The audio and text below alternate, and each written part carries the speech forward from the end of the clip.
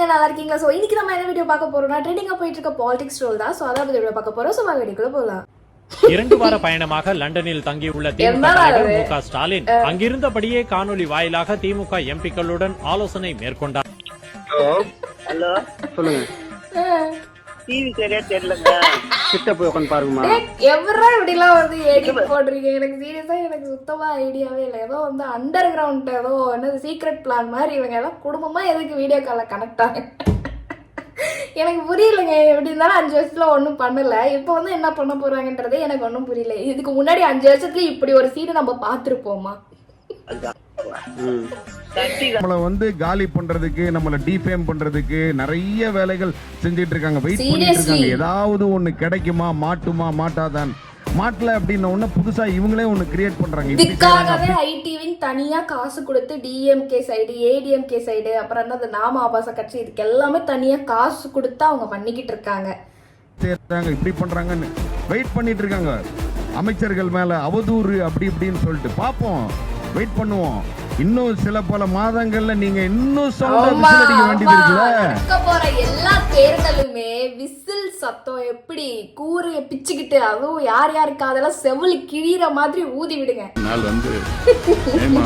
உண்மையாங்க. அதாவது இந்தியாவுக்கு வந்து எப்ப இண்டிபெண்டன்ட் ஆகுதுன்னா 1947 ஆகஸ்ட் 15 கரெக்டா. ஆனா தமிழ்நாடுக்கு சுதந்திரம் கிடைச்சது அந்த மே 4.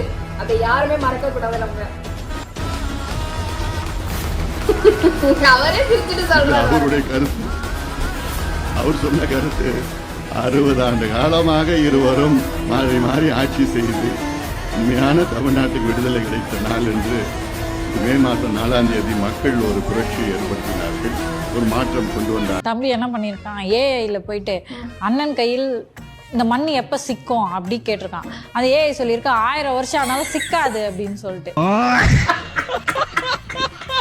அதாவது எனக்கு என்ன புதுசுனா, அது ChatGPT அளவுக்கு வந்து சீவான் அங்கிள் வந்து ஃபேமஸ் ஆயிருக்காருன்னா, ஓ மை காட். அதுக்கெல்லாம் யார் காரணம்? நாங்க தான் காரணம். ஸ்டாலினுக்கு கோவம் வந்தா எப்படி இந்த ஆட்சியை கவிழ்க்க முடியும்?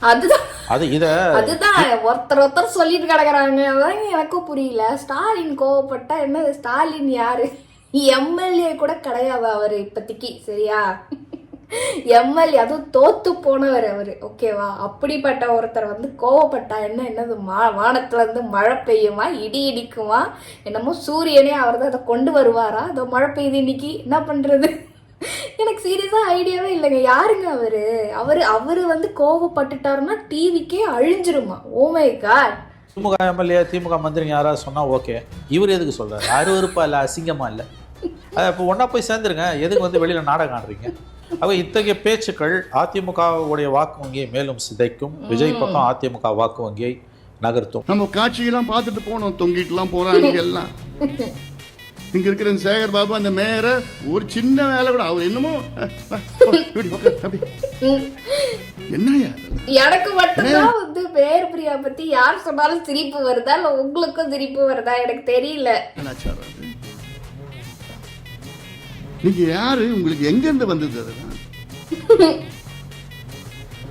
ஆனா இதுல அன்றைய முதலமைச்சர் ஸ்டாலின் அவர்கள் எந்த நடவடிக்கை எடுக்கல. அது எடுக்காத காரணத்தால் தான் இன்னைக்கு சென்னை க்ளோஸ். ஐயோ எவ்வளவு பெரிய வார்த்தை. நம்ம காட்சியெல்லாம் பார்த்துட்டு போனோம், தொங்கிட்டு. என்னது இது?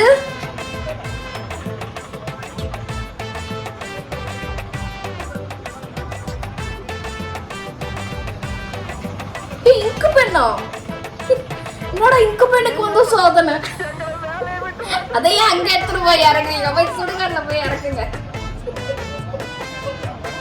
டேய் என்னடா பண்றீங்க? ஐயோ இவனுங்க வந்து அறிவுல வந்து என்னத்த சொல்றது?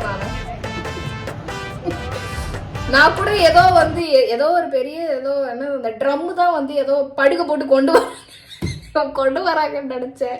ஆனா வந்து இங்கு பெண்ணுக்கு வந்து சோதனைய பாத்தீங்களா? கடவுளே எப்பா. டே நல்ல வேலைடா ஆட்சி உங்ககிட்ட இல்லனா வந்து அங்கங்க வந்து என்ன மெரினா பீச்ல போய் நட்டு வச்சிருப்பீங்கல்ல இந்த இங்கு பெண்ணை. கண்டிப்பா நட்டு வச்சிருந்திருப்பீங்க தானே. காரியம் பாரதிராஜா அப்பாவுக்கு காரியம் பண்ணிக்கிட்டு இருக்கேன். பக்கத்துல எங்க அப்பா வயதுக்கு தோலை தட்டுறாரு, மகனே பாரு 50 பேரோடவாவது நீ உள்ள போயிருவாயின்னு ரொம்ப ஆசைப்பட்டுக்கிட்டு இருந்தேன். சரி நடக்கல. விட்டுறாதரா, இந்த இடைத்தேர்தல நின்னாவது உள்ள போயிரு, நீ போயிரு எப்படியாவது அப்படின்றாப்ல. நான் உறுதியா போயிடுறேன்ப்பான்னு சிரிக்கும் போது பின்னாடி இந்த சிரிப்போட போகணும், இந்த சிரிப்போட போகணும்டா நீ போயிடு. அதனால சாதப்பா இறந்துடாரு. இல்ல எனக்கு புரியல, இதுக்கு முன்னாடி நடந்த தேர்தல்ல ஒன்னும் நொட்டல, 1% கூட நொட்டல. இதுல இடைத்தேர்தல போய் நொட்டிட்டு வரணும் அடிச்சு சொல்றேன். ChatGPT என்ன 1000 வருஷம் என்ன செத்தாலும் உள்ள போக முடியாது, அதாவது ஆவியாதான் போகணும். இந்த மனுவை நீதிபதி ஜி.கே. இளந்திரன் விசாரித்தார். அதில் எந்தவித ஆரம்ப கட்ட விசாரணை நடத்தாமல் வழக்கு பதிவு செய்யப்பட்டுள்ளதாக தெரிவிக்கப்பட்டது. இல்ல எனக்கு புரியல, எந்த ஒரு விசாரணையும் நடக்காம வழக்கு பதிவு வந்து போட்டிருக்காங்கன்னா எனக்கு புரியல. ஓப்பன் டாக்ல இந்த பரதேசி தான் வந்து சொல்லியிருக்கான். டிவிகே, அதாவது டிவிகேவை சப்போர்ட் பண்ற பெண்கள், டிவிகேவை ஆதரிக்கிற பெண்கள் எல்லாருமே வந்து ஒரு விபச்சாரிகள் அப்படின்னு சொல்லிட்டு இந்த புறம்போக்கு தான் சொல்லியிருந்தான். அதை நானே வந்து நான் இந்த இன்சிடென்ட் நடக்கும் போதெல்லாம் நானே உன்னை வந்து கிழிச்சு தொங்க விட்டுருப்பேன் என்னோட வீடியோவில். எனக்கு புரியல, ஓப்பன் டாக் இன்டர்வியூவில் நீ விடுற, இதுக்கு மேலே என்ன வந்து விசாரணை வேணும், என்ன ப்ரூஃப் வேணும், எனக்கு புரியலையே. இவெல்லாம் வந்து அப்துல் கலாம் கூட ஒர்க் பண்ணியிருக்கான்றதே எனக்கு சீரியஸாக நம்ப முடியல. தரப்பில் முன்னாள் குடியரசுத் தலைவரினுடைய செயலாளராக பணியாற்றியவர் இதுபோல பேசி இருக்கக்கூடாது, வழக்கு முதல் தகவல் அறிக்கை என்ற நிலையில் மட்டுமே உள்ளதால் வழக்கை ரத்து செய்யக்கூடாது என வாதங்களாக முன்வைக்கப்பட்டது. இருதரப்பு வாதங்களும் முடிவடைந்த நிலையில் தீர்ப்பு ஒத்திவைக்கப்பட்டிருந்தது. இந்நிலையில் இந்த வழக்குகள் மீது இன்று தீர்ப்பளித்த நீதிபதி ஜி.கே. இளந்திரன் பொன்ராஜ் தரப்பு வாதங்களை ஏற்க மறுத்து அவரது மனுக்களை தள்ளுபடி செய்து உத்தரவிட்டார். ஆமா, இந்த அங்கிளுக்கு வந்து வயசாகுதே தவிர்த்து கொஞ்சம் கூட மெச்சூரிட்டி இல்லை. ஸோ நம்ம ஒரு இன்டர்வியூல கேட்கப்படுற கேள்வி வந்து அது எப்படி பாலிடிக்ஸ் ரிலேட்டடாக தான் உங்களை கேள்வி கேட்குறாங்க, நீங்க எப்படி பாக்குறீங்க அப்படின்னு கேட்கும் போது அவங்க ஓப்பன் டாக் அது எப்படி வரும்? உன் வீட்டு பொண்ணு வந்து டிவிகே சப்போர்ட்டராக இருந்தால் அப்படி வருமா? வராது. இல்லை தப்பு பண்ணிட்டு இந்த மாதிரி எந்த ஒரு ப்ரூஃபுமே இல்லையே, எப்படி நீங்க வந்து கேஸ் போடுவீங்கன்னு சொல்லிட்டு நீ வந்து மனு தாக்கலும் பண்ணுவேன்னா என்னத்த சொல்றது? இப்பதான் நாங்க தானே உட்கார போறோம், அப்புறம் நாங்க 4 பேரோட போகணும். நிறைய தம்பி தங்கைகளை உருவாக்கின அந்த கட்சிக்குன்னு ஒரு தகுதி இருக்கு. அது அசாதாரணமா வந்து ஒரு கவர்ச்சிக்காக ஒரு சினிமா கவர்ச்சியோட கூட்டணி சேர்ந்துருச்சுன்னா நாம் தமிழர்ன்ற அடையாளமே செத்து போயிடும். இல்லை எனக்கு புரியல, இந்த ஆள் எங்கிருந்து வந்தாரு? சினிமாலேருந்து தானே வந்தாரு. சினிமாலேருந்து வந்தவர் என்ன எனக்கு புரியலையே. அப்போ இவரே சினிமாவில் இருக்கிறவர் தான், இவர் எதுக்கு வந்து பாலிடிக்ஸை பற்றி பேசிட்டு இருக்காரு? ஸோ அதனால இந்த சீமானோட கூட்டணி சேரணும்னு யாரும் நினைக்கவும் நினைக்காதீங்க, வரவும் வராதீங்க. சீமான் தனியால் தான் கடைசி. எனக்கு புரியலங்க, என்னங்க இந்த ஆள் வந்து கூட்டணி நான் சேரவா மைக்க கையில் எடுக்கட்டுமா அப்படி ஒரு பாட்டு பாடினதுக்கே வந்து தம்பி வந்து நம்ம கட்சியில சேர நினைக்கிறாப்புல அப்படின்னு சொல்லிட்டு கேவலமா வந்து பாலிடிக்ஸ் பண்ணிட்டு இருந்தாரு இந்த ஆளு. அதனாலதான் 8% கூட ஓட்டம் வந்துச்சு. சரியா இருக்கும் பட்சத்துல இவர் கூட யாரும் சேரணும்னு நினைக்காதீங்க, எங்க அண்ணன் சீமான் வந்து தடியால் தான் அப்படின்னு சொல்றாராமா. ஐயோ கடவுளே. நிகழ்ச்சியில நான் கலந்துக்கிறேன். முதலமைச்சர் பெரம்பூர் தொகுதிக்கு வந்திருந்தாரு, அதுல நீங்க கலந்துக்கலாம். சரிங்க சார், நான் கிளம்புறேன் சார். இன்வைட் இல்லாம எப்படிங்க போக முடியும்? இல்ல எனக்கு புரியல, இன்வைட் இல்லாம எல்லாம் புரோட்டோகால் ஆக்கா தானே, நீங்க புரோட்டோகால் படி நீங்க போகணும் தானே. சிஎம் வந்து வர எந்த நிகழ்ச்சியிலும் இந்த அம்மாவை பார்க்க முடியறது இல்ல. அதாவது முதலமைச்சர் வர எந்த ஒரு ஃபங்க்ஷன்லயுமே இந்த அம்மாவை பார்க்க முடியறது இல்ல. மத்திய அமைச்சர் வர ஃபங்க்ஷன்ல எல்லாம் முதலாளா போயிட்டு நின்னுறாங்க, துண்டை தூக்கிட்டு போய் நின்னுறாங்க. எனக்கு புரியலையே. நல்லா ஜாலியா வந்து என்னது துண்டு என்னது நேரு கிட்ட சேகர் பாபு டு நேரு, நேரு டு சேகர் பாபுன்னு இந்த மாதிரி மாறி மாறி விளையாடிக்கிறாங்க. ஒரு முதலமைச்சரா இருக்காரு நம்ம அண்ணன், ஸோ அங்க போயிட்டு போய் நிக்கணும்ல, புரோட்டோகால் படி அதை பண்ணணும் தானே. உங்களுக்கு என்ன இன்வைட் பண்ணணும்? விளக்கேத்துறதுக்கு மட்டும் யாராவது இன்வைட் பண்ணாங்களா? இல்ல போய் ஏத்துனீங்களா? அப்ப இதையும் நீங்க பண்ணிதான் ஆகணும்.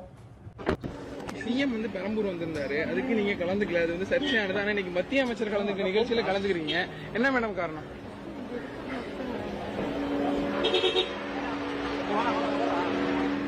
மேடம் 2 வார்த்தை மேயர் மேடம். எனக்கு புரியல, இவங்க நிஜமாவே வந்து ஒரு கவர்மெண்ட்ல இருக்கிற மேயர் தானா? எனக்கு சீரியஸா எனக்கு புரியலைங்க, என்ன சொல்றதுன்னு தெரியல. அதாவது எனக்கு தெரியல எப்படி அவங்க ரியாக்ட் பண்ணுவாங்க. ஒன்றும் இல்லைங்க, சொல்ல விருப்பம் இல்லை அப்படின்னு சொல்லிட்டாது போனேன், பல்ல காட்டின்னு போனான்னா என்ன எனக்கு புரியலையே. ஜெயலலிதா, கருணாநிதி, ஸ்டாலின், எடப்பாடி, சந்திரபாபு நாயுடு, பினராயி விஜயன், மம்தா பானர்ஜி, இந்தியா முழுவதும் இருக்கக்கூடிய எல்லா தலைவர்களுமே 30-40 கட்சியை சேர்ந்துட்டு தான் 35-37% வாங்கினாங்க. தனியாக ஒருத்தர் 35% யாருமே இல்லை. One and only. First time. Unbelievable.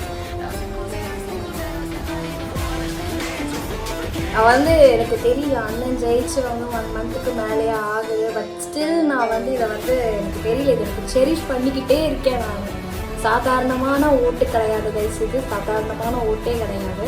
So first time வந்து இதுவும் இவர் சொன்ன அந்த லிஸ்ட்ல எல்லாமே வந்து யாராவது ஒருத்தவங்க கூட்டணி இருந்து தான் ஜெயிச்சிருக்காங்களே தவிர்த்து டிவிகேன்றது ஒரு தனி கட்சி.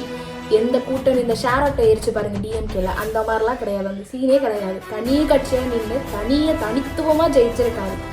சீரியஸாக வேற மாதிரி தான். ஸோ அவ்வளோதான் கைஸ் வீடியோ. ஹோப்ஃபுல்லி இந்த வீடியோ உங்களுக்கு ரொம்ப ரொம்ப ரொம்ப பிடிச்சிருக்கும்னு நினைக்கிறேன். நெக்ஸ்ட் ஒரு சூப்பரான வீடியோவில் பார்க்குறேன்.